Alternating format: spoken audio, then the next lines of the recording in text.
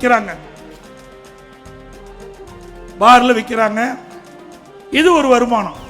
ஆக இந்த டாஸ்மாக் நிறுவனத்தின் மூலமாக கடையிலிருந்தும் சரி, பாட்டிலுக்கு 10 ரூபா வாங்கலும் சரி, அதோட பார்லிருந்தும் சரி, சுமார் 50,000 கோடி கொள்ளையடித்த கட்சி திமுக கட்சி, திமுக அரசாங்கம்.